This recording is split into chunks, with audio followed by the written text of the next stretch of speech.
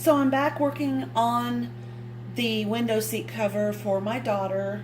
Finally, things have just been so chaotic in the last couple months, and I don't know if any of you guys are aware of it, but we had a pretty big snowstorm out here in the Pacific Northwest that just ended, and we've been a little bit housebound, and we do have 2 dogs, and they were really feeling the effects of cabin fever, and it's just been kind of a crazy, chaotic mess the last few months. So I did finally yesterday get the pieces cut, measured, cut. I've created a little pocket here that we'll talk about. And the way I'm going to do this, because it's kind of an awkward size, and the cushion I'm using is that memory foam. If you recall, I've wrapped it in a high loft batting, and then I stitched the batting.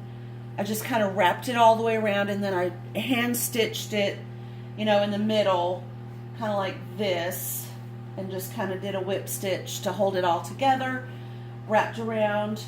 It's not on the very ends, it's just wrapped without encasing the 2 ends, the 2 short ends. Okay, so I'm at that stage where the 2 sections, the part that you'll be sitting on, I'll flip this over.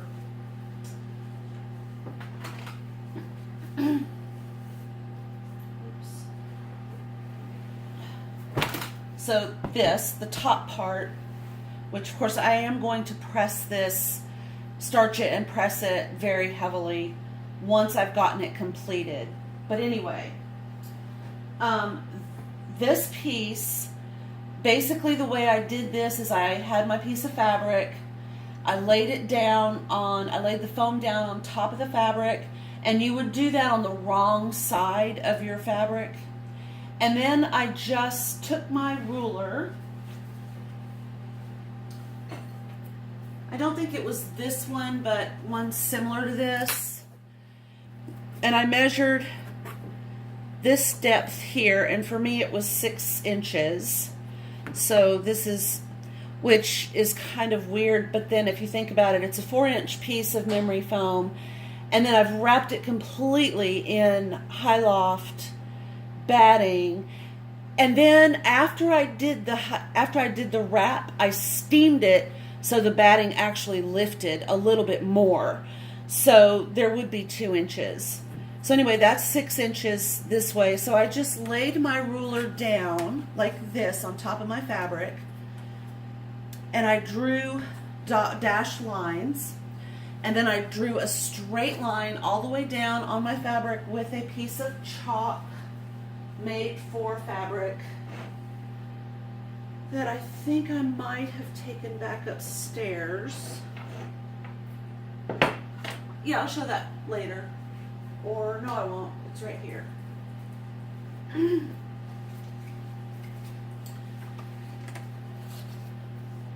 So it's this tailor's chalk is what I used to mark my fabric.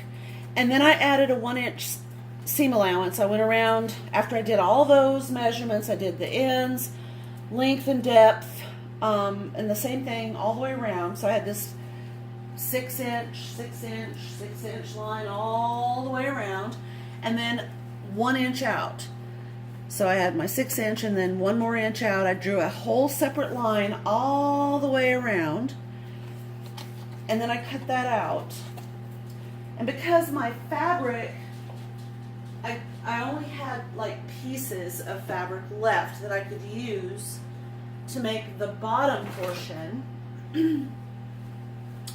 which I will now flip this back over. So I had one solid piece right here that I could use. This is completely one piece of fabric. So I made those same measurements this way and here. And I've got the selvage edge. Of course, we're looking at the wrong side of the fabric, but I've got the selvage edge right here. I'm gonna have to move you guys a little bit closer. because this is going to be the main opening across the bottom. And then I took pieces of fabric that I had left. So I had a section, another section, and then a smaller section here. And I just sectioned them, stitched them together. You can barely see the seams. And this will be on the bottom of the cushion anyway. And then I made the hem with a little bit of a crossover here, sort of an envelope type. But what I'm going to do is I'm going to do a Velcro strip along this edge on both the bottom piece and the top piece, so that when it comes time, if necessary, to remove the cushion cover from the cushion, you would just undo this Velcro. And this is extremely pliable and easy to move. So it will be easy to then lift this out through this opening, which I think you can see. Sorry for the pug barking. So as you can see, there's this large opening. This will be a Velcro piece with a matching piece of Velcro along this edge right here on both sides. So this will just go open. And then, like I said, this is extremely pliable and easy to move, so it'll be easy to remove it from that section of the bottom. So the problem I'm having, and what I'm going to do now, is I don't like being stabbed by pins, and I need to remove this cover. I've kind of tailored it to fit the cushion. And that's what I wanted to do. I don't want, because I've got corners and there's a couple little places where, you know, that 1 inch might come together a little bit better than it does in other places. And I really need to make sure that my pocket fits. So instead of removing all the pins and then following my 1 inch seam allowance, I'm going to take the extra step of using a, kind of a tailor's trick, where I'm going to do a basting stitch all the way around except for right here and over there. That part I can kind of manipulate because I'm going to be putting Velcro there. So I have my set of easy quilting. Well, actually, this little box is easy quilting. It's a sewing notion. This is a magnet right here. So if you put sewing needles in here, then they'll stay. They don't fall out. So I have my odd sized needles for upholstery. I don't know if you've ever seen these, but they help you stitch around curves and corners. Some are a little bit more bent than others. Some have a gradual curve, some have a little bit more open curve. Some are thin, some are thick. And they all, of course, depend on the type of fabric that you'll be using. And I don't know if those are visible, but so those are all of my big upholstery needles. And then other needles that I've kind of lost the original packet to, I'll just poke in here, unless for some reason, don't have my hands on that. And in that case, I use my pin cushion. My pin cushion is massively huge because I use a lot of pins. And if I can't find the easy quilting box, I will take one of my needles that I don't have a home for, and I put those in sideways like this. My pins that I use for pinning go in the top portion, and then my sewing needles will go in the side, as do my machine needles that are still good. So, and then if I have a machine needle or a sewing needle or a pin, like I've got a pin right here. This pin is completely bent. I don't know if you can see that, but it's practically at a 90-degree angle. So I can actually straighten these pins out because they're super fine. But if I happen to have a pin that I cannot for the love of God, straighten out. What I'll do is save a like an aspirin bottle, something with a child-proof cap, and I just start putting them in that bottle. When that bottle is full, I will put the lid back on it, and then put a piece of duct tape over the top of the lid, and then I'll just throw that in the garbage, and that way I figure we're safe from being hurt by a needle, I hope. I don't like throwing plastic. I hate throwing plastic, but if anybody has any good ideas for disposing of sewing needles, please let me know. That would be a wonderful thing to share with everybody. Okay, so now I'm going to go get some heavy-duty thread out of my stash, and I'm just going to do a really quick basting stitch all the way around. And when I get that done, we'll come back and I'll show you the removal, and then we're going to stitch it up, and then we're going to turn it inside out, see how it fits, make some adjustments, and then we'll be good to go. And before I forget to mention it, I'm using a color that I can actually see really well, so that when it comes time to remove the basting threads, I'll be able to see them, thereby cutting down on excessive stitch removal time. If you don't have a super heavy duty thread, this is just a basic all-purpose cotton thread. You can, it's a little bit awkward to do this, but you can use pearl cotton that you'll find in the the embroidery section of your local fabric store, craft store, like Joann or Michael's, Hobby Lobby. Or you can double thread your needle, and that's not the same thing as doubling your thread over. It's actually where you take two separate pieces of thread, thread your needle once, double it over, tie a knot, and then thread your needle again, and then tie a knot, and then tie those two knots together, so you have two separate pieces of thread in one needle. Like I said, that's a little awkward. It's, it might take you a minute or two to get familiar with the stitch that you'll be using, because your thread is going to come through that fabric at a different time. But if you take your time, you can actually get used to it and do that. I am using a huge upholstery needle with a massive eye, because I'm oh, and the other method, which is what I'm using, I forgot to say, is I have a long piece of thread. Let me just start over. You basically get the same result as the two pieces of thread. The only reason that I used to teach the two pieces of thread is because if one of those threads breaks, then you've still got another thread that's not attached to the original thread. So you can just keep on sewing. But if you feel fairly confident that you're not going to break your thread, you can double your thread over and treat this piece as just one piece of thread. Thread your needle as long as it's got a big eye,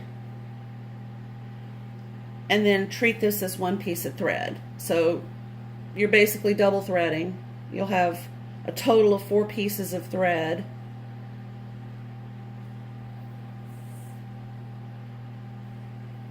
Make a knot, and then stitch using 4 pieces of thread. Excuse me, I'm going to have to pull my pins out as I go. So, here we go. And I'm not going to subject you to the full thing. You know what a basting stitch is for the most part. I'm taking massive stitches.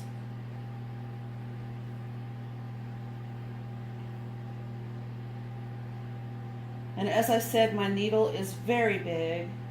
it's going to create a really big hole in my fabric. So if you've got some type of fabric that you're using that will show the hole of the needle, you might not want to do this step. I know that there are some clips that are a little bit stronger than this that you can use for this phase to prevent yourself from being stabbed by the needle, by the pins. I got stabbed so many times yesterday. It was sad. Okay, so I don't know if you can see. I'll just bring this around. This is basically the size of the stitch right here that I am taking. And I'm just going to go all the way around many, many times. And for me, this is worth it. Like I've said 100 times, I don't like being stabbed by pins. I hate that feeling.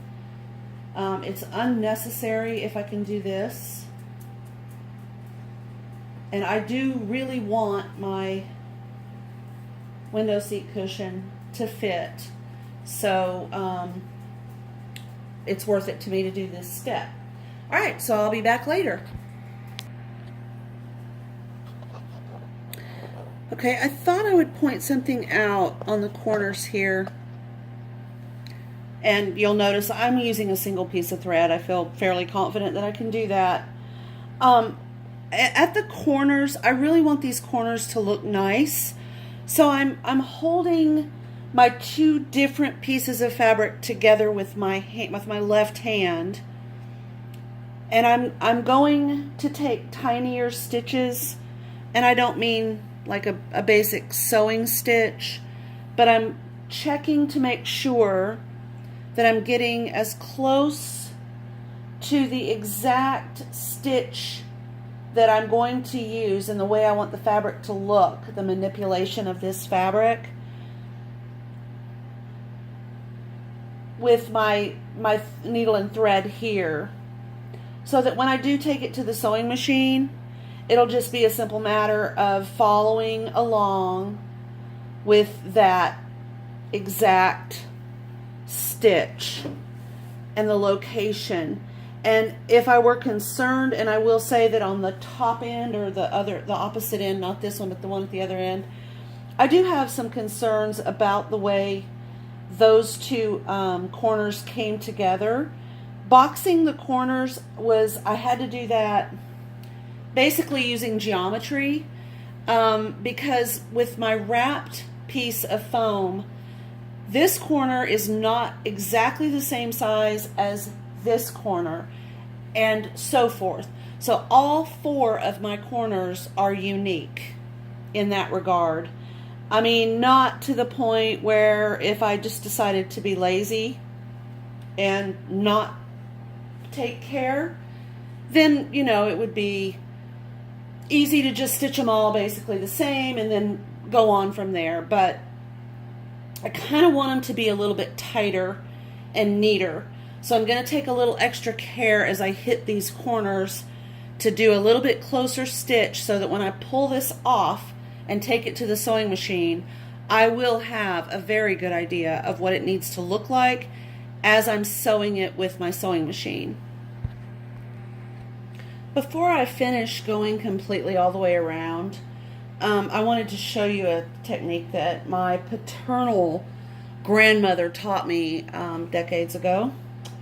When you're basically tailoring something, and you're doing this tailoring basting stitch in lieu of pinning, if you use both hands, if you've got the ability to use both of your hands, it's kind of a cool thing, because it'll save you a little bit of time, but it actually helps keep you from getting too bored in the process, because you're using both of your hands. So I'm holding, even though I've got a pin right here, I'm still going to hold the fabric right here, you know, in this general area. And I'm going to take my needle and I'm going to go in, kind of rocking that needle through the two pieces of fabric. I'm going to remove that pin, and I'm going to pull my needle out, but I'm not going to go ahead and pull all this thread through. And I'm going to do that again, and I'm going to do it again, and I can do this up to 5 times. So I'm holding, I'm rocking, I'm going to remove that pin, and I've gone 1, 2, 3. I'm at the double part of my thread. It still doesn't matter because I'm being careful not to tangle things up. 4, and I'm on my 5th one. I'm going to remove this pin, and now I'm going to take the needle and I'm going to hold the fabric and pull this through just till I get to the out where I've got the double thread. And then I'm going to take my other hand and finish pulling it through. Now, I know in like slow motion, slowed down version, that doesn't really look all that great. But if you, let me get this backed up a little bit. I'm coming up to a corner and I'm going to have a lot of little fiddly stitches here. But I'm taking really big rocking stitches. 1, 2. Now if you get a knot like I just did, just rock it back and forth and it will, the knot will come out. Don't panic. 3. Well, that's actually 1 now because I had to start over. And I see my pins have kind of gotten all jumbled and jumbled up over here. So I'm going to take them out. And I'm going to use my fingers to manipulate my corner. I want these corners nice and tight. So I might have to even cut some of this fabric out. Because I'm sewing this, or just, you know, basting it on the wrong side of the fabric before stitching, I can kind of make this, you know, the way I want it to be without having to use pins. As you can see, I stabbed myself again.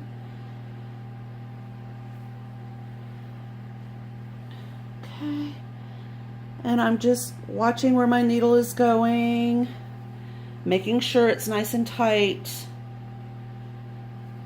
Just like it would be if the pins were in place the way I needed them to be in this particular project. And no, they were not. So that's the second reason for doing this basting. All right, now I see I have some fabric left here. And as I go around this corner, I'll just remove that piece of fabric, that little flap right there that I think you can see. Because what's on the inside of this isn't really going to matter. It's what this looks like right here that's going to matter. All right, so I'm going to continue on. I'm almost finished with this. Okay, so I've finished the basting process. I'm going to adjust my film angle here a little bit. And what I'm going to do is attempt to remove this without destroying the basting stitch. This is a process that requires patience and a gentle hand. And that's true anytime you've got basting stitches in. You would treat it just like you would if you had pins. The only difference is you're not going to get stabbed. Okay, so I've pulled this up on its side, and here's the flap that I left open, and the foam, I'm just going to slide it out with gentle pulls on the foam, which I think, yeah, okay. Make sure I didn't actually stitch the foam. No, I did not. Okay. There we go. It's very malleable, which is one of the reasons why I love this memory foam. It works very well in this capacity. Why am I hearing popping? Oh, okay. So a few of my basting stitches came out. Okay, but now it'll be really easy to just pull the rest of this cover off of my foam that I have wrapped in high loft batting.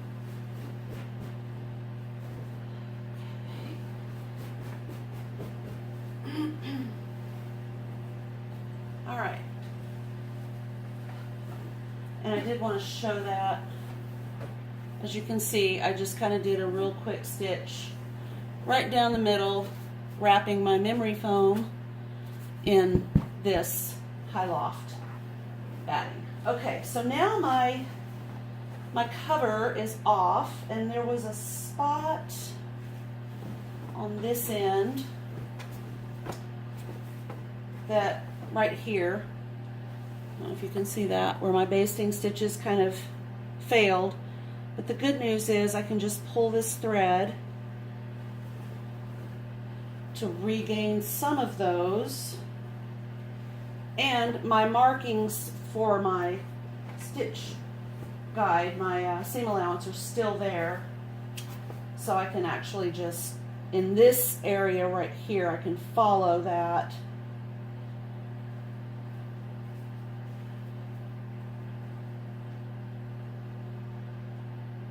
That's so funny. All right. I might actually put a couple clips there because they won't stab me. And they're way down there. Okay. All right, so I'm going to go sew this and then flip it around and we'll see what it looks like. All righty, I'm at my sewing machine and I was sewing yesterday.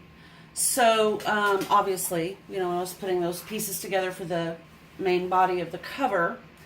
So what I need to do today before I start sewing is I'm going to remove my table from this Bernina 1080 because I have no idea. I can't really gauge how much thread is still left on my bobbin, and I don't want to sew 5 stitches and then realize I'm out of bobbin thread. So I'm going to remove my bobbin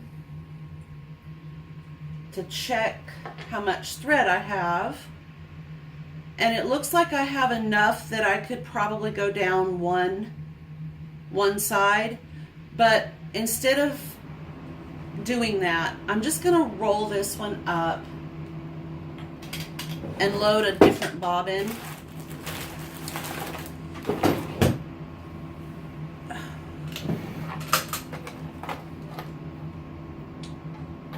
If I have an empty bobbin, which yeah, I do. Got one that's got just a teeny bit of thread on it here. I also have some empty bobbins in a different location. Typically keep my bobbins just scattered to the 4 winds, but c'est la vie. All right, so I'm just gonna pop it on the wheel and then just remove this little bit of aqua colored thread that if I were really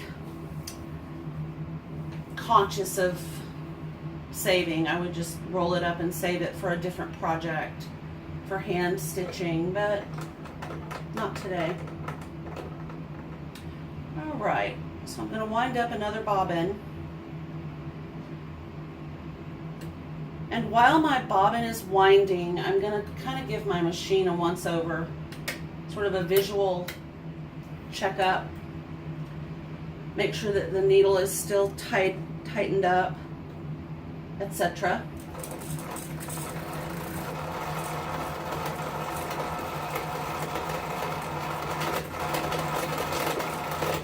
And then I'm going to give it a shot with this in this area.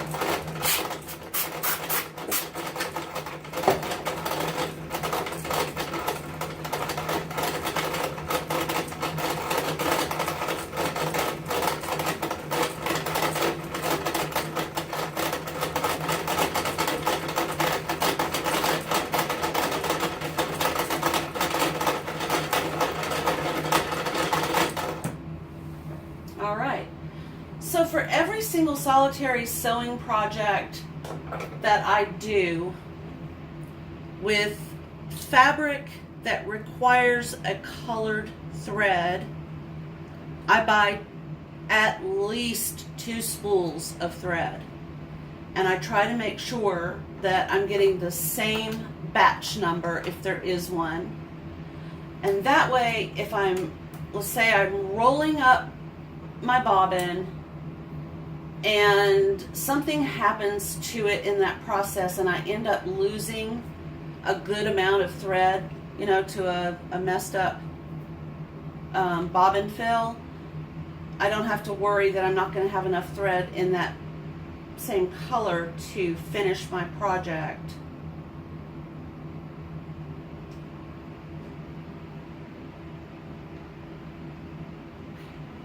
Make sure my thread doesn't twist. It's good. Bring up the bobbin. Now I know a lot of the newer machines do all of this sort of thing, you know, automatically. I kind of like the process with my trusty Bernina. If you don't know, his name is George. Okay, so I'm going to put my needle in the needle down position. I got my stitches exactly where they were the last time I was sewing. And if I need to change any of that, on this particular machine I have a clear button like you have on a calculator. And I could just pop, you know, just push the clear button and then reset everything except for the tension that I manually would have to change if I needed to. Okay. For those of you who don't know me, I have my left leg is going through some issues. Ever since I got back from Alabama, I've just been in a lot of pain, and sometimes it takes its toll. But I am working on getting better. All right. So what I'm going to do is I'm going to start my sewing on one of the open ends. So I'm going to go down here, make sure everything is where it's supposed to be.